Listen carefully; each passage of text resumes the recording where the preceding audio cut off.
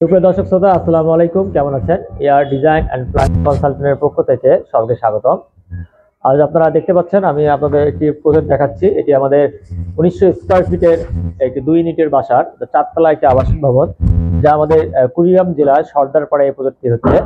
আমাদের এই প্রজেক্টটির দুটি সাব কাস্টিং বা ছাদ ঢালাই হয়ে গেছে। আমরা এখন অবস্থান করতেছি ফার্স্ট ফ্লোরটা।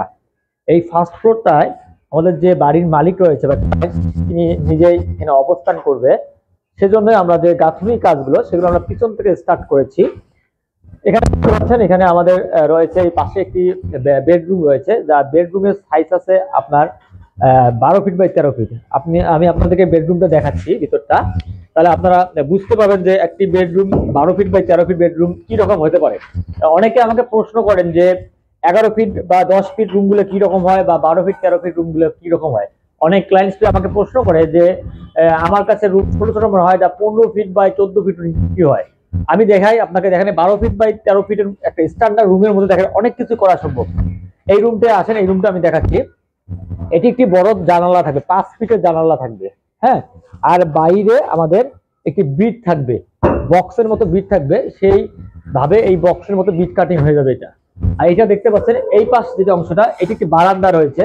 এই বারান্দার জানালা, এটা জানালাটা আমরা বড় করে দিয়েছি, এবং এই বারান্দার একটি 30 ইঞ্চি একটি ডোর আছে। এখানে দরজা দেখতে পাচ্ছেন, দরজা। এবং এই বারান্দাটার প্রস্থ রয়েছে আমাদের 4 ফিট এবং লম্বায় প্রায় 13 ফিট রয়েছে। আমরা পুরোটা বারান্দা রাখছি। আর একটা বিষয় হচ্ছে, এটি কিন্তু আমাদের ব্যাক সাইড, এটা কিন্তু বিল্ডিং এর ব্যাক সাইড, আর ফ্রন্ট সাইড হলো সামনে। এবং এই রুমটার সাথে একটি টয়লেট আছে। আমি যদি আপনার টয়লেটটা দেখাই, অনেকে বাথরুম নিয়ে প্রশ্ন করেন যে বাথরুমে সাইজ কিরকম হওয়া উচিত বা কিরকম হলে স্ট্যান্ডার্ড ভালো হয়।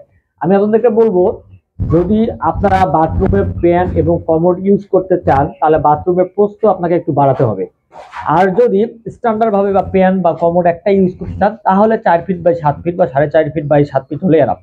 আমরা এখানে করছি কি, এই বাথরুমটা আমি আপনাকে বাথরুমটা দেখাচ্ছি। এটি দরজা, এটি হলো প্রায় আপনার 31 ইঞ্চি রাখবে, যা আপনার চৌকাট হওয়ার পর, সব হওয়ার পর প্লাস্টিক ডোর লাগানোর পরে এটি 30 ইঞ্চি টিকবে।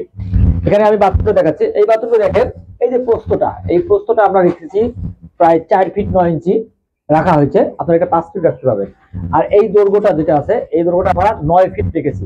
9 ফিট রাখার উদ্দেশ্য হচ্ছে, আমার এখানে প্যান, কমোড, শাওয়ার এবং একটি ভালো বেসিন আমরা ইউজ করব, এবং ট্রায়াল রুমের জন্য ব্যবস্থা করব। ক্লায়েন্ট এটি আর্টিফিশিয়াল গ্লাস দিয়ে শাওয়ারের স্পেসটা আপনি আলাদা করতে চাচ্ছেন, তাই আমরা এটি বড় সড়ো করে করে দিয়েছি। তাহলে আপনারা বুঝতে পারেন, এদিকে আমাদের একটা বেডরুম আছে, একটা বারান্দা এবং একটা টয়লেট। এখন আমরা অপর সাইডে যদি চলে যাই, অপর সাইডে আমাদের সেম আরো একটা রুম রয়েছে, সেম একই সাইজ। এখানে দেখেন, আমরা এখানে দরজা করছি, এখানে আমরা একটা সিস্টেম করছি, এই দরজাটা আমরা এই সাইডে দিয়েছি।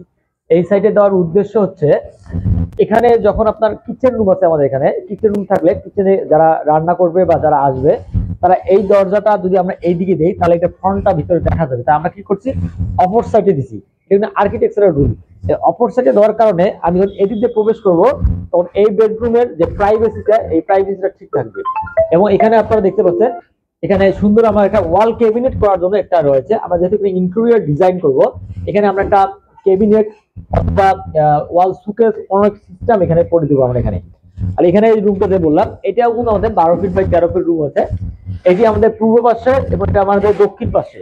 দক্ষিণে বাতাস সুন্দর এখানে প্রবেশ করবে, পূর্ব দিকে এখানে দুইটা জানালা করে পাচ্ছে, দেখতে পাচ্ছেন। এটাও আমাদের 5 ফিট জানালা, এটাও একটি জানালা, এবং সামনে বারান্দা। এবং অপর সাইডটা হলো আমাদের পূর্ব সাইড। এই হলো বিষয়টা। আমাদের এই যে আমরা উপরে যে কাজটা করতেছি, এখানে আমাদের রুম রয়েছে, টোটাল 4টি রুম রয়েছে। টয়লেট রয়েছে 4টি, যা 3টি অ্যাটাচ টয়লেট, একটি কমন টয়লেট, কিচেন এবং ড্রয়িং ডাইনিং এর স্পেসের সমন্বয় করা আছে। আর প্রজেক্টটার মধ্যে আমরা দেখতে পাচ্ছি সিলিং এর কাজ করতেছি। আর একটা জিনিস অবশ্যই মনে রাখবেন, ইটের গাঁথুনি কাজ, ইটের গাঁথুনি কাজ একদিনে সর্বোচ্চ 4.5 থেকে 5 ফিট করবেন, তার বেশি করা যাবে না। আমরা দেখেন, আমরা কিন্তু মোটামুটি 5 ফিট করার পরে এখন আর গাঁথুনি করিনি। এটা করার উদ্দেশ্য হচ্ছে, আমরা সিলিংটা করে দেবো। আমরা এর উপর মাথা দেওয়ার পরে সিলিং, দেখেন আমরা সিলিং মোটামুটি একদম পরিষ্কার করে নিয়ে আমরা চিপিং করে নিয়েছি। আমরা সিলিং এর কাজ স্টার্ট করব। আমাদের সিলিং এর কাজ যখন ওকে হয়ে আসবে, তারপর আমরা এই গাঁথুনিগুলো করে নেওয়ার পর আমাদের যে ফলস স্ল্যাবের কাজ আছে, 7.5 ফিট বা 7 ফিটে আমাদের ফলস স্ল্যাবটা দেই, সেটি কাজ আমরা স্টার্ট করব।